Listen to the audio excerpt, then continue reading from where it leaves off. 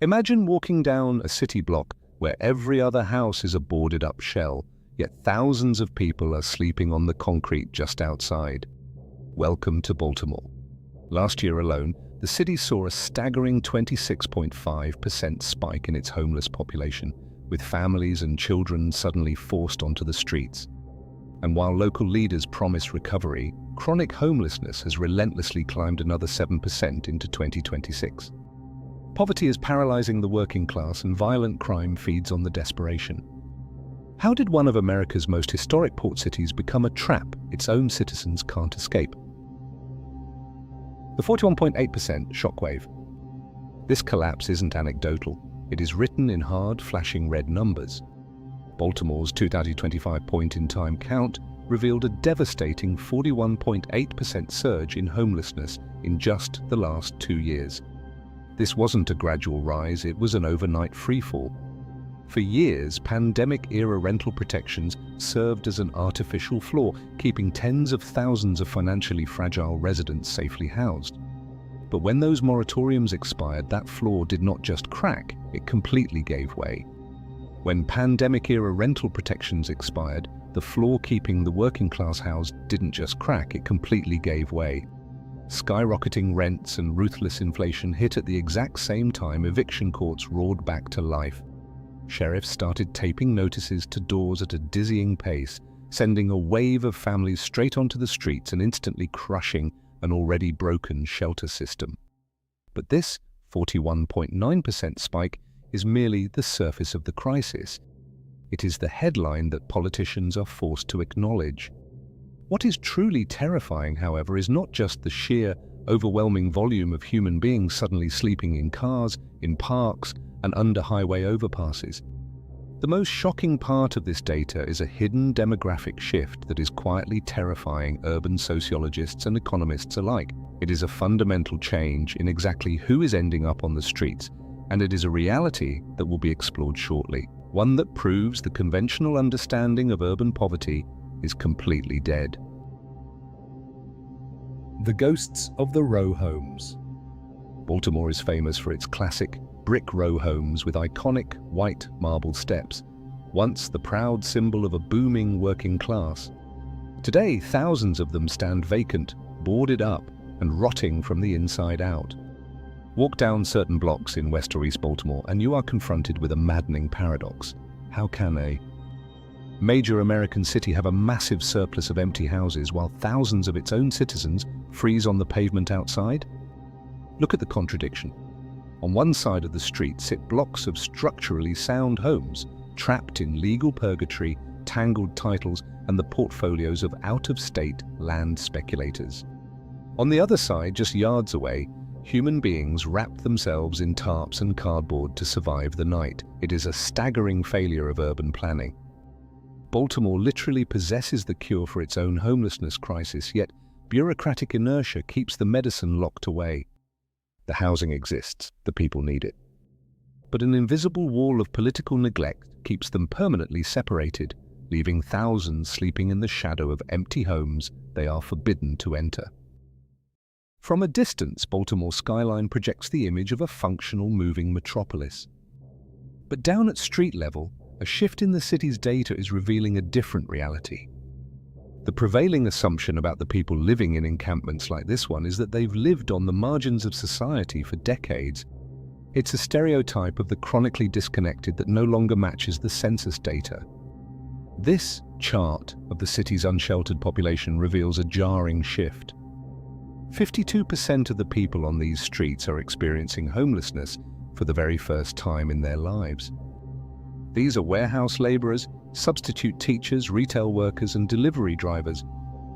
Until recently, they were the people sitting next to you on the morning commute. The working poor who found that a single missed paycheck or a sudden medical bill was enough to sever their connection to the middle class.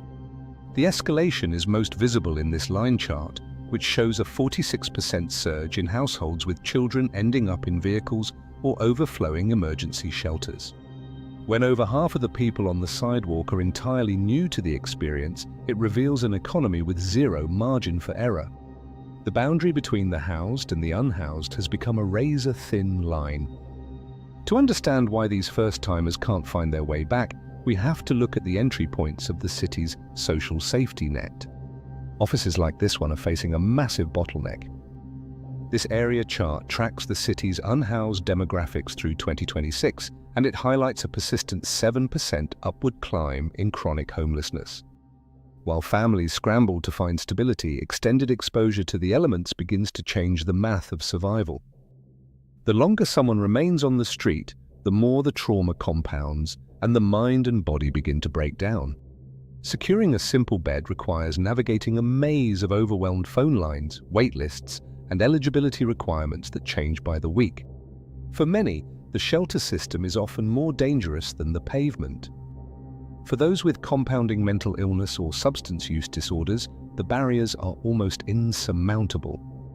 Outpatient clinics are stretched beyond capacity, leaving people with referral numbers and pamphlets when what they need is immediate psychiatric intervention. This bureaucratic abandonment creates a cycle. Vulnerable citizens are left to inhabit the pavement permanently, moving between emergency rooms, city jails, and street corners in a system that fails to provide a way out. We cannot analyze this displacement without confronting Baltimore's crime rate. For decades, the city has battled a reputation for extreme violence that is often simplified into headlines. Recent police data does show a dip in top-line homicide rates, but that surface-level victory masks the everyday structural violence caused by deep grinding poverty that remains at a boiling point. When sustainable avenues for survival vanish, human desperation mutates. In neighborhoods where grocery stores have boarded up and entry-level jobs pay starvation wages, petty theft and retail crime skyrocket out of absolute necessity. Gangs and drug syndicates prey on this lack of opportunity. They offer marginalized youth the one thing the legal economy refuses to provide: a fast paycheck and immediate physical security. This flowchart illustrates the resulting mechanism. It connects three distinct notes: economic deprivation, survival-based crime, and corporate divestment. The resulting crime wave acts as a permanent repellent, driving away the exact retail businesses and tax investments needed to alleviate the initial poverty. This cycle ensures the deprivation remains permanent. The poverty fuels the crime, and the crime walls off the path to economic recovery, effectively trapping neighborhoods in a self-sustaining loop of despair. Looking at the scale of this abandonment, a critical question emerges. Is this city a warning for the rest of urban America, or the birthplace of a new type of localized resilience? City Hall and traditional government institutions have proven too slow and too gridlocked to halt the systemic bleeding. But beneath the grim statistics, there is a counter-narrative writing itself in real time. The people of Baltimore are no longer waiting for permission to survive, forming radical networks of mutual aid that bypass official channels. These are survival mechanisms forged in the fires of necessity. Grassroots coalitions are establishing guerrilla food pantries and providing direct, no questions asked, financial relief to those on the verge of eviction. Independent community land trusts are physically reclaiming abandoned row homes from absentee landlords, restoring them to create housing through direct action. Top-down bureaucracy has shown it will not always move fast enough to save a city in crisis. The future and the survival of America's forgotten neighborhoods relies entirely on the unyielding resilience of the people left behind, fighting for their city, block by block. In early 2025, Baltimore politicians campaigned on a major public health milestone. Official data reported that fatal overdoses had dropped 27%. On paper, the city's long-standing crisis appeared to be receding. Yet beneath those figures, a different chemical threat has emerged. A synthetic animal sedative called metatomidine is now infiltrating the street-level drug supply. This biological flowchart shows why metatomidine bypasses standard opiate receptors, meaning naloxone has no target to hit. Transitioning to a timeline of July 2025 event, a single laced batch hospitalized 27 people simultaneously, outpacing emergency response capabilities. These localized high-intensity events suggest that top-line metrics are masking a rapidly mutating crisis on the ground, one that traditional medicine is currently powerless to stop. The The people most exposed to this synthetic wave are the 77% of Baltimore's unhoused population currently struggling with substance addiction. Public health data indicates that during a severe cold snap, the likelihood of a fatal overdose increases by 30%. This image of a resident navigating a heavy snowstorm captures the stakes of the 2026 winter freeze. During those storms, the city's shelter system reached capacity, leaving hundreds to brave sub-zero temperatures. When a lack of available beds forces individuals into the cold, the environment itself becomes a lethal factor for those battling addiction. Despite this immediate humanitarian need, the city's major policy focus has shifted.